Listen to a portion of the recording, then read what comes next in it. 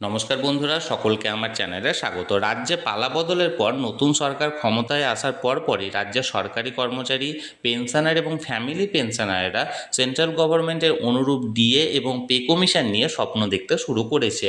এই আবহে নতুন সরকার ক্ষমতায় আসার পরপরই তাদের সরকারি কর্মচারীদের ডিএ এবং পে কমিশন নিয়ে কী মনোভাব রয়েছে সেই ব্যাপারে বিস্তারিত জানা গেল। তাহলে চলুন আমরা সেই ব্যাপারে বিস্তারিত জেনে নিই। তার আগে বলি, ভিডিওটি ভালো লেগে থাকলে অবশ্যই একটি লাইক করবেন এবং সকলের সঙ্গে শেয়ার করবেন। আর সেই সাথে চ্যানেলে যদি প্রথমবার হয়ে থাকেন এই রকমের ইনফরমেটিভ ভিডিও আরও দেখার জন্য যারা এখনও পর্যন্ত চ্যানেলটিকে সাবস্ক্রাইব করেননি তারা অবশ্যই চ্যানেলটিকে সাবস্ক্রাইব করে নিতে ভুলবেন না।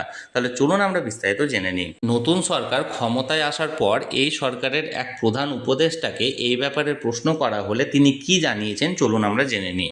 জানাবো। সেই সাথে আমার কিছু কিছু ডাউটও আছে যে কতখানি আমি সত্যি করে সাহায্য করতে পারবো, কারণ সমস্যা তো বিশাল। এই সমস্যার সমাধান তো একার পক্ষে সম্ভব নয়, সেজন্য সবারই কোঅপারেশন দেনা। 8 লক্ষ কোটি টাকার কাছাকাছি দেনা রয়েছে আমাদের ডিএ মামলায়। কর্মচারীদের মাইনে দেওয়ার বিষয়টা রয়েছে, মহিলাদের যে অন্নপূর্ণা যে প্রকল্প তার মধ্যে সাহায্য দেওয়ার আছে, বিভিন্ন রকম প্রকল্প আছে গভর্নমেন্টের। এগুলো কিভাবে করা যাবে সেটা নিয়ে চিন্তা ভাবনা করতে হবে আগামী দিনে।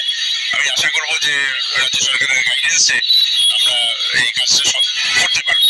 বন্ধুরা, নতুন সরকারের উপদেষ্টা ডিএ, পে কমিশন এবং অন্নপূর্ণা ভাণ্ডার নিয়ে কি বলেছেন সেই ব্যাপারে আপনারা বিস্তারিত জানলেন। এই ব্যাপারে যদি আপনাদের কোনো কিছু প্রশ্ন থাকে বা বলার থাকে অবশ্যই কমেন্ট করুন। আর এই ভিডিওটি ভালো লেগে থাকলে অবশ্যই একটি লাইক করুন এবং সকলের সঙ্গে শেয়ার করুন। আর সেই সাথে এই চ্যানেলে যদি প্রথমবার হয়ে থাকেন এই রকমের ইনফরমেটিভ ভিডিও আরও দেখার জন্য যারা এখনও পর্যন্ত এই চ্যানেলটিকে সাবস্ক্রাইব করেননি তারা অবশ্যই চ্যানেলটিকে সাবস্ক্রাইব করে রাখুন। ধন্যবাদ, দেখা হচ্ছে পরের ভিডিওতে।